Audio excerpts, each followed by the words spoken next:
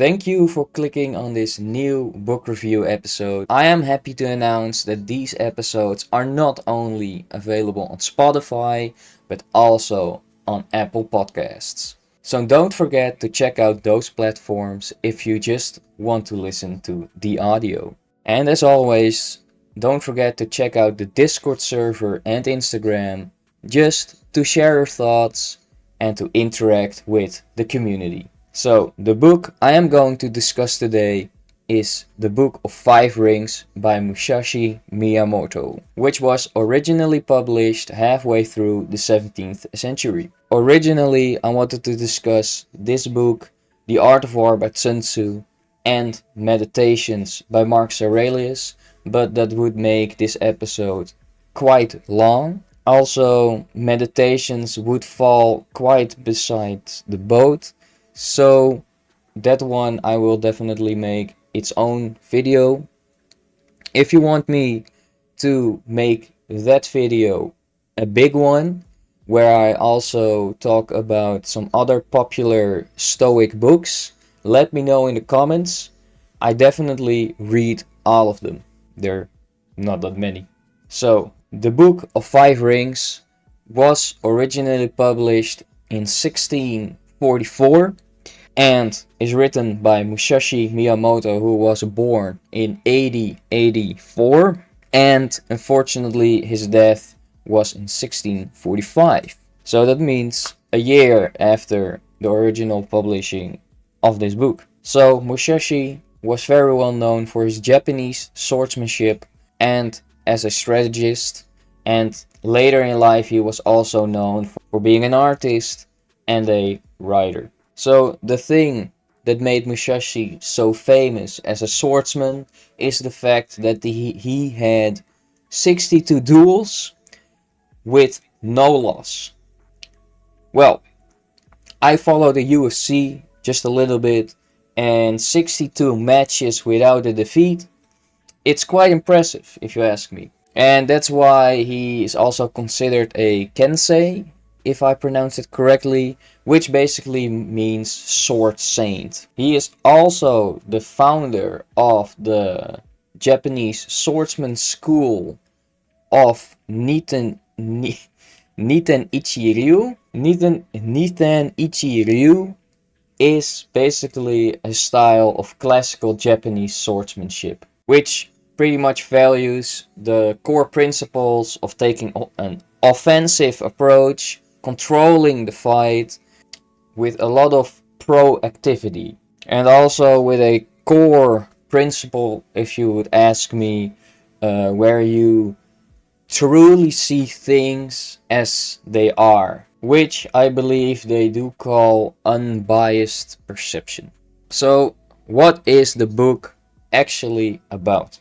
The style of the book and perspective, it's mostly written from the writer's perspective, from Musashi's perspective. So he did write this book at the end of his years, let's say, and it's mostly a collection of different books that he wrote. So it is mostly written in like a teaching perspective, so you can interpret it easy, and there are quite some explanations in them and a lot of guidance, with things like you have to study this well, you have to know this, you have to understand this, which he literally clearly wrote at the end of some passages. And just like The Art of War, I think that every sentence in this book you can cut out and make a quote out of it and make like a funny meme page or something. I don't know. It's it's really written quote-ish, if that's actually a thing.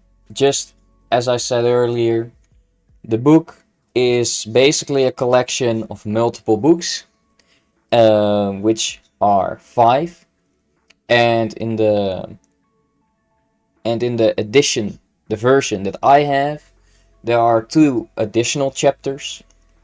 One is an introduction about Miyamoto Musashi. Other chapter is basically the introduction of the collection of books, which is actually written by um, Miyamoto himself, or Musashi. I don't know that much of Japanese culture to know what is the surname and what is like your name. Like, is Musashi his name and Miyamoto his family name, or is it the other way around? I have no idea. So if you know which name is his family name or the other way around, please let me know in the comments. Again, I read all of them. So now let's get into the information of all those chapters. So, as I said, the very first chapter is giving information about the author.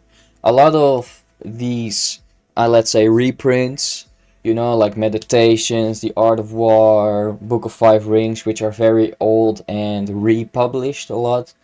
The new publisher generally does something like this in the first chapter. Talking about history, where the book is coming from, the cultural aspects, and about the historic writer. And that chapter is followed up by the introduction that Miyamoto wrote himself. And in this introduction, he mostly shares some of his experiences and reflections about his life, about his growth as a artist, basically, in all the forms that he participated in: swordsmanship, writing. After the chapter, we start with book number 1, basically, which is called Ground. And that's a very fitting title for the book, because in this chapter he really uh, introduces the phenomenon or term, let's say, of the way. And in this chapter he explains it with clear examples, and you really could view this chapter as groundwork, giving fundamental principles for learning, for training. The maybe even the basic things that teachers at school don't teach you. The classics. Not paying taxes or anything, but learning how to learn. How to develop a skill, and the comparison of different skills and professions, but that everything has the same approach, let's say. There's this one example that he gives, and it's about the way of the carpenter. How a carpenter looks at something compared to, I don't know, some general or a painter, and how they look at their craft.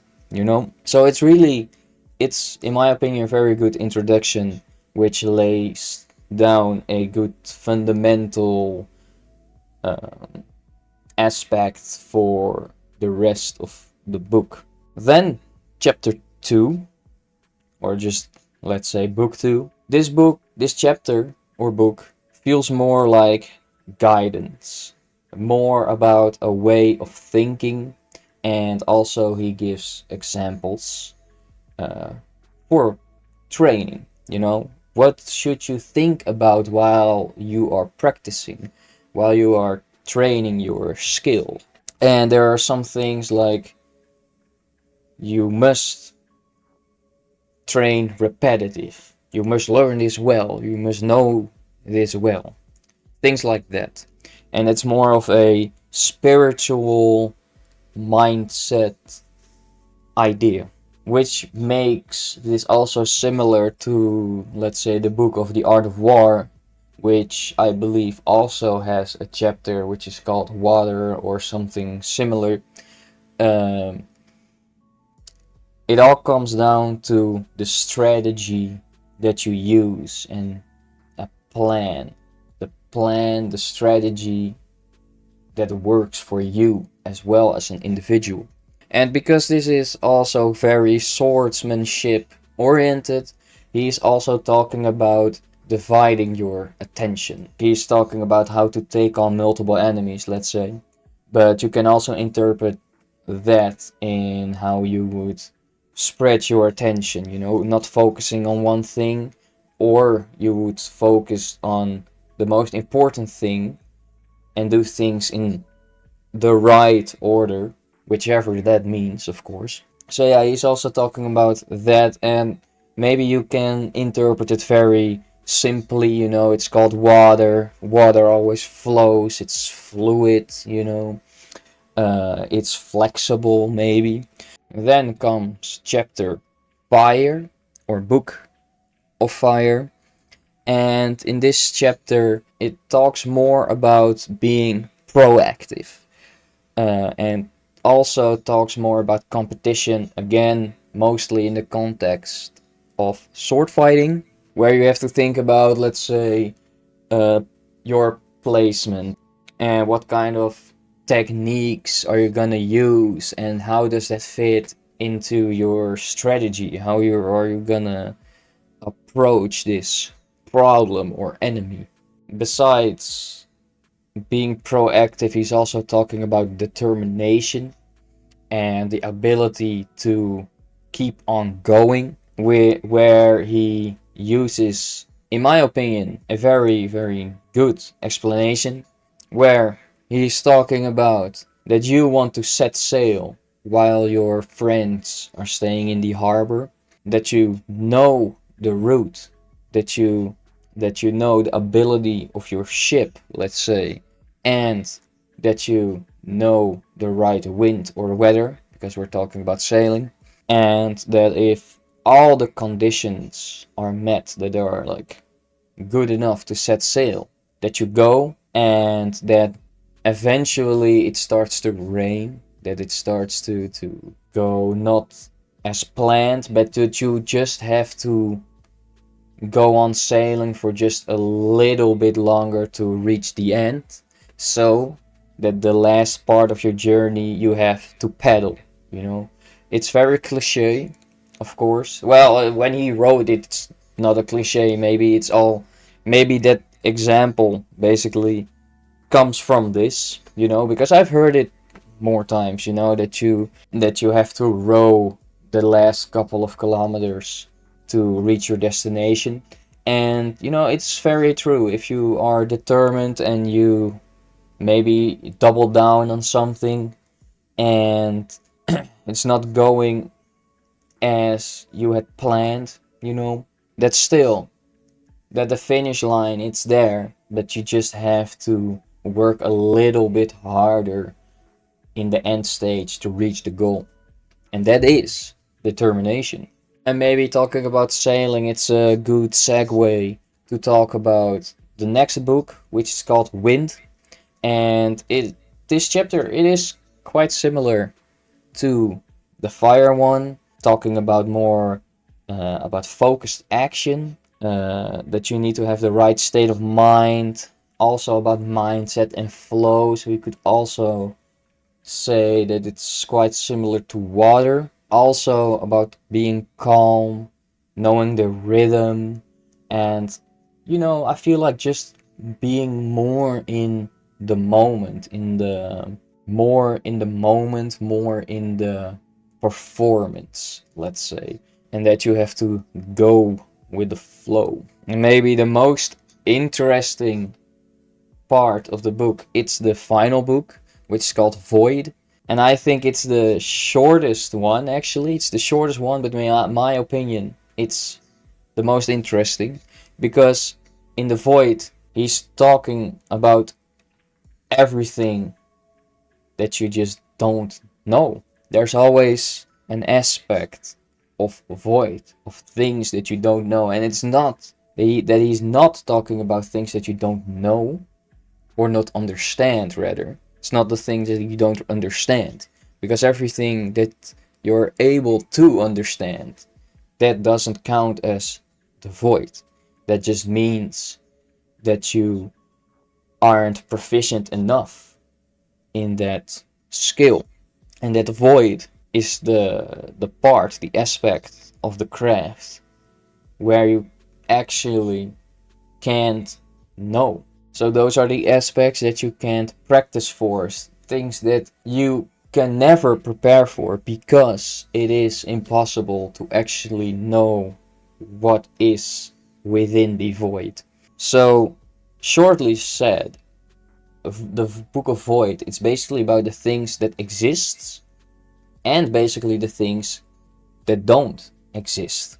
And that you have to be able to recognize the things which don't exist, if that makes any sense. So those were basically the chapters. And again, I have picked out a couple of quotes which are, in my opinion, one of the good ones. Of course, again, I said that this book is basically full of quotes. You can cut out every sentence and make a quote out of it. And of course, every word, every sentence speaks differently for every individual. So maybe these quotes just say more about me than what the actual quote is, you know? But anyway, I feel like I want to share these quotes. So here we go. The way of the carpenter is to become proficient in the use of his tools. First, to lay his plans with a true measure and then perform his work according to plan. Thus he passes through life. The second one. If you know the way broadly, you will see it in everything. Men must polish their particular way. And the final one. If you think there is a master of the way who knows the principles of strategy, then you will surely lose. You must consider this deeply. So, in my opinion, these three quotes really sum up the whole collection of books, actually.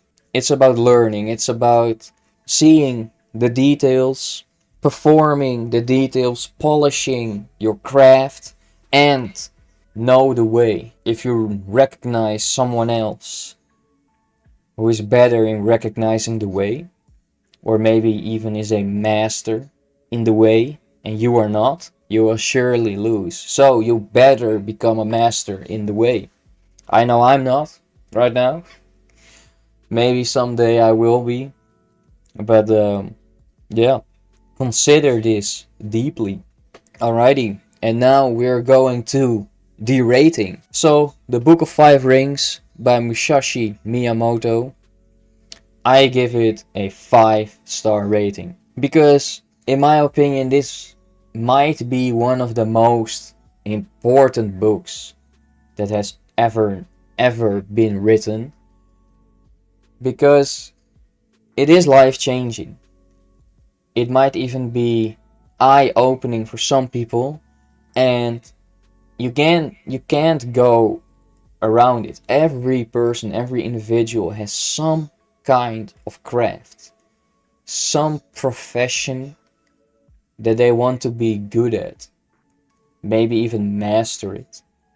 And if you want to be effective in those crafts, you have to be well aware of the way. And of course, the way, it's just a term for the phenomenon, you know.